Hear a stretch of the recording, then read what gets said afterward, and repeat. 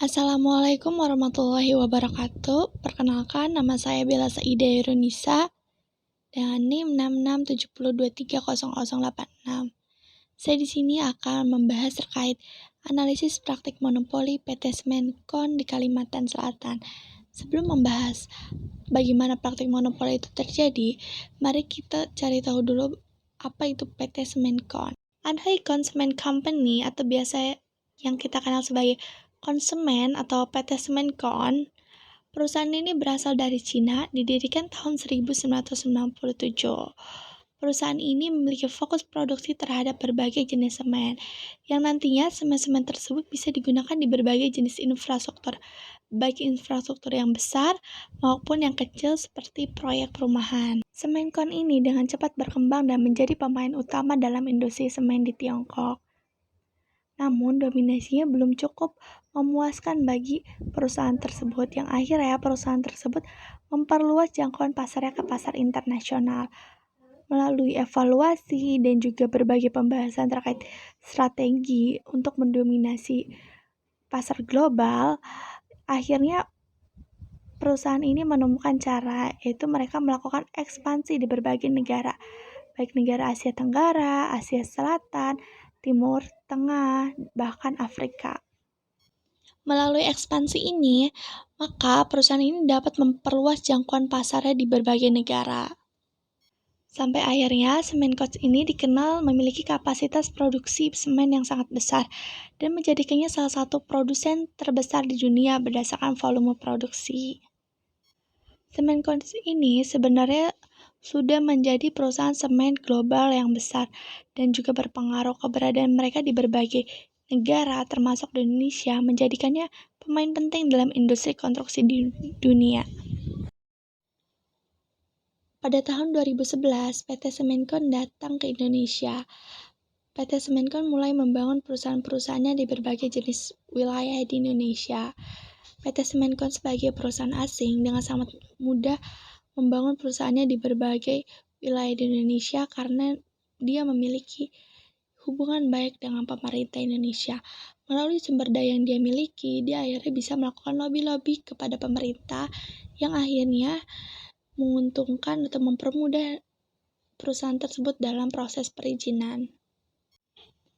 Selanjutnya akan membahas terkait letak PT Semenkon di Indonesia. PT Semenkon di Indonesia terletak di berbagai wilayah Indonesia. Di sini kita bisa lihat ada di Banten, Kalimantan Selatan, Sulawesi Utara, dan Papua. Dari tahun 2011 sampai saat ini baru 4 wilayah yang menjadi tempat berdirinya PT Semenkon. Dan dalam pembahasan kali ini kita akan membahas terkait PT Semenkon yang berada di Kalimantan Selatan. PT Semenkon Kalimantan Selatan berdiri pada awal tahun 2015. Setelah mendapatkan perizinan dari pemerintah daerah Kalimantan Selatan, akhirnya perusahaan ini berdiri dan juga dapat mengedarkan produknya pada tahun 2015. Walaupun tergolong sangat amat mudah proses perizinan ini, namun ada persoalan yang membuat PT tersebut harus memikirkan cara atau strategi mengedarkan semennya di pasar Kalimantan Selatan. Bagaimana perusahaan ini mendapatkan banyak keuntungan, sedangkan di wilayah perusahaan berdiri terdapat 8 merek semen yang beredar di pasaran.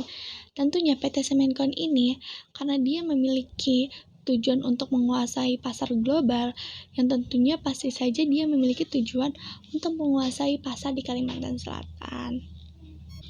Akhirnya, PT Kos Kalimantan Selatan dengan produk Semenkon-nya mulai melakukan penjualan tahun 2015 dengan kuantitas yang banyak dan harga jual yang sangat murah jika dibandingkan dengan perusahaan lain. Jadi, PT Semenkon ini melakukan jual rugi. Mereka menjual semen dengan harga yang lebih rendah dari biaya produksi secara berkelanjutan. Tindakan jual rugi yang dilakukan ini atas dasar tujuan guna mempengaruhi harga pasar sehingga pelaku usaha yang menerapkan praktik jual rugi akan mendapatkan posisi dominan, dengan kata lain bertujuan untuk mendominasi pasar. Dominasi tersebut yang nantinya akan terjadi karena perusahaan-perusahaan lain itu tidak bisa menyelaraskan harga mengikuti pelaku usaha yang melakukan praktik jual rugi. Sehingga para pesaing akan mengalami kerugian karena konsumen akan memilih barang yang memiliki harga jual lebih rendah. Beralihnya konsumen dengan alasan memilih harga jual yang lebih rendah bukanlah suatu kesalahan. Hal tersebut menjadi suatu kewajaran dalam masyarakat, di mana setiap konsumen dimanapun akan memilih barang atau jasa yang menurutnya lebih murah jika memiliki kuantitas yang sama dan serupa. Hal ini pun terjadi pada kasus PT KOT Kalimantan Selatan. Di sini konsumen berbondong-bondong untuk membeli semen coach ini. Sedangkan perusahaan-perusahaan semen lainnya itu mengalami kerugian karena penurunan konsumen dan juga penjualan. Selanjutnya di sini kita akan membahas terkait penurunan persentase penjualan. Di sini perusahaan Indosemen Tunggal Prakasa mengalami persentase penurunan penjualan itu sebesar 17%. Lalu perusahaan Solusi Bangun Indonesia mengalami penurunan persentase penjualan sebesar 9%. Yang akhirnya pada tahun 2020 karena dia tidak bisa mengikuti persaingan ini, perusahaan ini gulung tikar. Lalu Semen Gresik mengalami penurunan persentase penjualan 11-12%. Lalu perusahaan Tanosa mengalami penurunan persentase penjualan 11-3%. Lalu perusahaan Bosowa mengalami penurunan persentase penjualan 11-5%. Dan akhirnya pada tahun 2019 perusahaan ini gulung tikar. Lalu perusahaan Cemindo Gemilang perusahaan ini terpaksa keluar dari wilayah Kalimantan Selatan karena perusahaan tersebut tidak sanggup untuk bersaing di Kalimantan Selatan ini karena persaingannya sudah tidak sehat.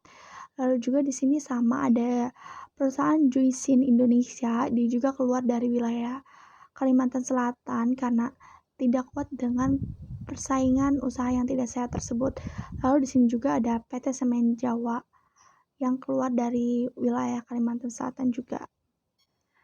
Berdasarkan data tersebut, mayoritas mengalami penurunan semenjak masuknya PT Konsemen di Kalimantan Selatan ini. Apalagi semenjak produksi semen kon yang sangat amat murah tersebut.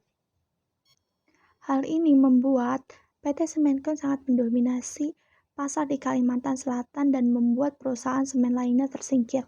Penurunan pangsa pasar dari beberapa perusahaan semen di Kalimantan Selatan, hal tersebut tidak berlaku bagi Semenkon karena Semenkon ini mengalami kenaikan pangsa pasar sebesar 43,65% hingga 49% di tahun 2018, lalu bisa konsisten bertahan di angka 46,56% di tahun 2019.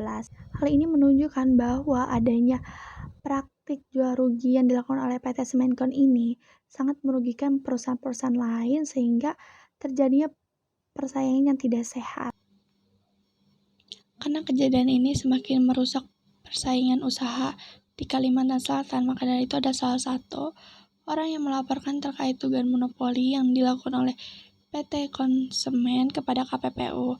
Di sini KPPU setelah mendapatkan laporan, mereka menyelidiki secara langsung dan juga mencari data-data yang emang mendukung bahwa PT tersebut melakukan monopoli. Dan setelah melakukan penyelidikan dan juga mencari-cari bukti, akhirnya KPPU di sini menetapkan bahwa PT Konsemen itu terduga atau terindikasi melakukan praktik monopoli. Di sini KPPU menetapkan yang pertama itu ada PT Konsemen dengan produk Semenkon telah melanggar UU nomor 5 tahun 1999 khususnya pasal 20.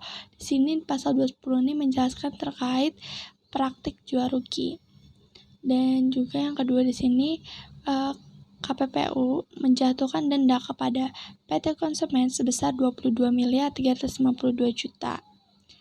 Dan denda tersebut harus dibayar paling lama 30 hari setelah keputusan ini keluar.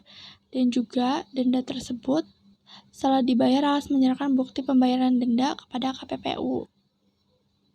Dari kejadian tersebut, dari praktik monopoli tersebut, mari kita analisis menggunakan teori ekonomi politik neoklasik.